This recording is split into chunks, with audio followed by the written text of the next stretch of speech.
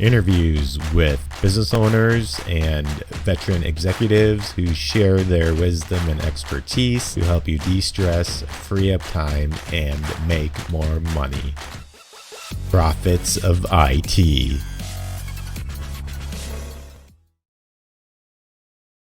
Welcome back to the Profits of IT. I am Jim Punzenberger, your host and the creator of the Managed Prospecting System. If you're looking to generate new clients or new partners without cold calling, ad spend, or spamming, be sure to check out managedprospectingsystem.com.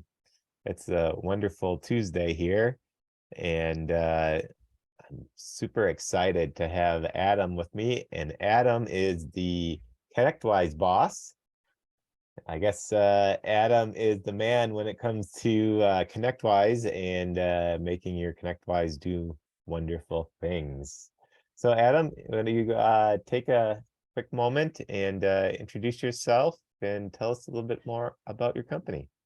Yeah, sweet. Thank you for that, Jim. It's been an honor to be able to speak on your podcast. And so I am founder and CEO as well of Sierra Pacific Group, as well as the ConnectWise boss. And I do serve on the ConnectWise Advisory Council as well. Really important group to kind of shape the ConnectWise marketplace and so forth. And so at Sierra Pacific Group, we really help technology business leaders leverage the ConnectWise suite of products such as Automate, which is now also CWRMM, Manage, which is also now PSA, and Sell, the CPQ systems, to get the most out of their systems with proven industry strategies quickly and efficiently. Really, that's kind of what we do. We integrate systems and consult with you on how best to do that. Cool. So Adam, what's something interesting about yourself outside of work? Something interesting about myself outside of work. I absolutely love going overlanding in my Ram TRX.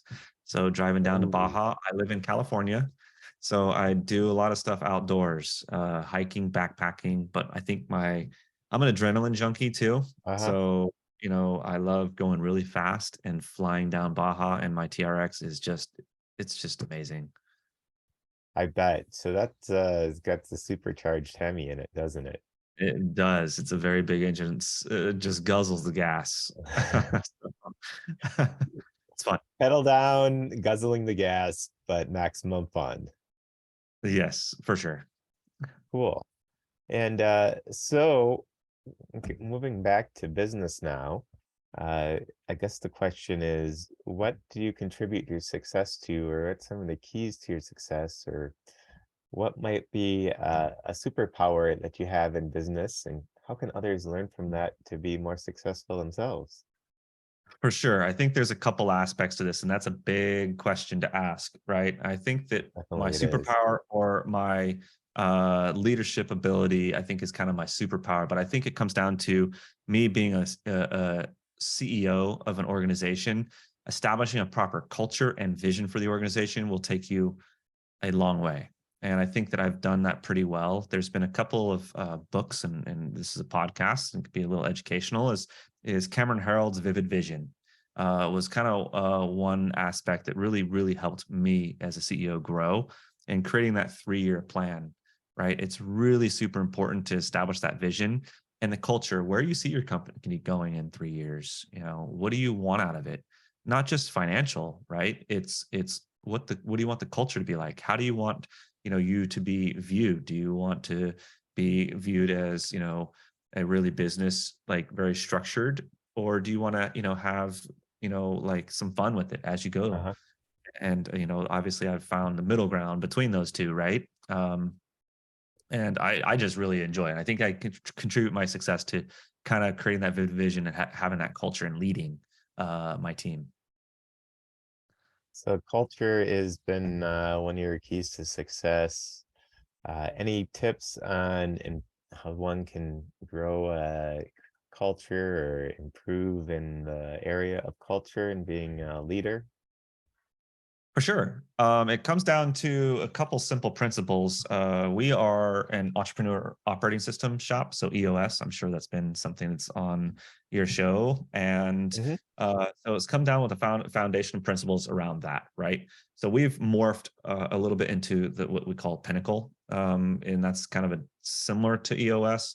Just takes kind of some of the aspects of EOS and it just morphed it just a little bit.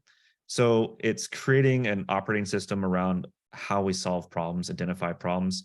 And when we're talking about our vision for the organization, we have to also talk about the people that are going to be involved in the organization and what type of people do we want to bring into the organization and how do our clients want to perceive the consultants and engage with our team members that are in our business, our colleagues, right? And so we have to think about when we're thinking about culture, it comes down to core values, number one. So what are the core values of those people that we're going to bring in our organization? And so it doesn't have to be like honest, respect, those typical integrity, those typical, one word things. Have fun with it. And you know, want to be, be engaging, we're one of our core values is process obsessed, right? That's not something you typically hear, but we also don't want to stun growth or be so obsessed about processes that it's going to hinder that ingenuity, right? So we have some really key values because we drive results, right? Because we're in business to drive results. And so part of that, having that yin and yang is, yes, we're process obsessed, but we also want to drive results. Well, if our process is inaccurate, then we want to raise and elevate our skill. So it comes down to our core value, core values, when we're talking about culture. A long-winded answer. So what else do you contribute to your success in business?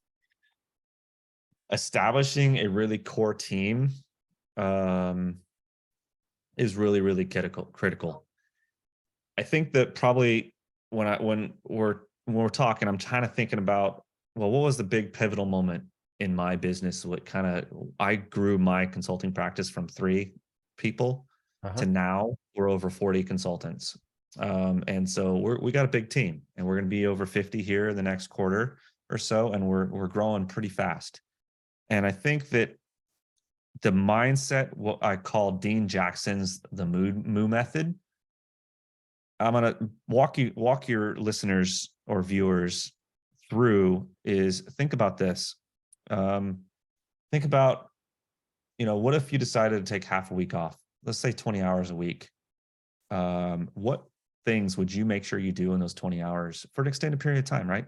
20 hours a week for an extended period of time. What are you going to do in those 20 hours to make it the most impact in your business? I encourage you guys to write a list, or ladies, write a list um, of things that you would do in your business, right? Let's also take this a step further.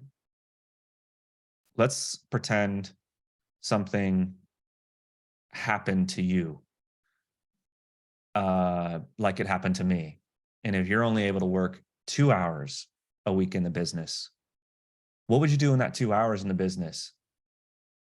And now you have your list of things you actually need to work on in your business that what you're in charge of. I back in 2008, I know it was 2009. I was diagnosed with pericarditis, and so I was in the hospital for 5 days, unable to work. It extended, to about a month, not being able to get back on my feet, and it's comes down to I had to focus on certain things in my business, and so part of that process and part of that learning, if you put yourself in that mindset, is all that other stuff on that list. Start hiring and finding ways to outsource it or get it off your plate. So that's what the Dean Jackson Moo method. I wasn't really aware of what I was doing at that particular time, but now there's actually a whole book around it. And it's the silly tagline on it is "Get milked," right? You are the cow Uh-huh. that's going to produce, right? And so you need to let things go, right? And that's whether it's the financial piece, the administrative tasks, because you're more valuable if you keep doing that's than what you keep doing in the business. All those menial, I wouldn't say menial tasks, they're important tasks. So that's pretty huge. Got it. So any more thoughts around this? It's something that's I'm really super passionate about, having that vision, creating that culture and core values. And then also, how do you get out of the fires that you're in today, right? Part of our organization, if you go right to our website, sierrapacificgroup.com, I ran an IT business since 2002, sold it in 2016. And it's really super important to be able to take an individual such as myself and start figuring out what's most important to you as an individual and how best to outsource the things that you really don't necessarily care about, but you are doing today, that it kind of has to be done, right? And so that's how you're going to actually start freeing up more and more time. And now I have a team of 40 people, and I do work full time because I want to grow it. I'm not at that point where I want to be in my organization. So it's a constant. And I teach my directors and managers and even my consultants through and through, hey, what aspects of your job can we delegate to build a stronger organization through and through? And that's what we're really, really awesome at. Got it. Any final thoughts? No final thoughts. I mean, the ConnectWise boss, I don't know. We could talk about that a bit, but it's all Yeah, good. so I guess you're the ConnectWise boss, and it sounds like people that use ConnectWise might be good for them to reach out to you. What like who should be reaching out to you, and why should they be reaching out to you? Yeah, for sure. So, I was drinking one night, and usually awesome ideas come up when you have maybe a bottle of wine. Um, and we came up with the term ConnectWise Boss many years ago, 2018, and it's kind of just stuck. So we created a Facebook community. So we're on Facebook. We have several thousand people involved in our communities on Facebook, and really, what do we exist for? We exist to help business leaders who are willing to invest in the development of themselves and their businesses, right? Because the biggest value you can add to your business is the ability to add or grow faster than your competitors, right? So saving time. We've done thousands of implementations, optimizations, and custom projects for the ConnectWise suite of products and doing the consulting over the past 6 years. So, think of us like a Sherpa, if you will. And so we're going to help, your business, your leaders, your service managers, sales managers get to their peak, if you will. We carry the load. We guide you through every step of the way. We know kind of the best path for you. We cut that learning curve, if you will. So we save time. At the end of the day, time is really super valuable, and I think every business leader knows that. Mhm. It's a non-refundable resource. Right. So You can't take it back. you cannot take it back. And so we want to cut that curve, right? So that's what we do. Sierra Pacific Group, and as ConnectWise Boss, we engage in a community. And so it's all like I mean, there's ConnectWise has many different you know tools out there. So is it all encompassing of anything ConnectWise, or is there specific parts of ConnectWise? Yep, correct. So there's really, I'll go by the old names. There's ConnectWise Manage, Sell, and Automate. I think right now they call it PSA, RMM, and CPQ. So those are their main platforms which they service. So that's the main platforms they develop, and that's what we consult on are those platforms. So yeah, it's really focused on those three. Cool. And how would be a good or what would be a good way for somebody to get a hold of you if they're wanting to? Yeah, for sure. Definitely check out our website, sierrapacificgroup.com. There's you can chat with my team on there. You can also reach out with me on Facebook, or you can email me directly, adam@sierrapacificgroup.com. I enjoy conversations. We offer free consulting for an hour. We'll jump on. If you have a problem, you don't know how to solve it, we'll take a look at it and see if we can have a solution. That's what we do.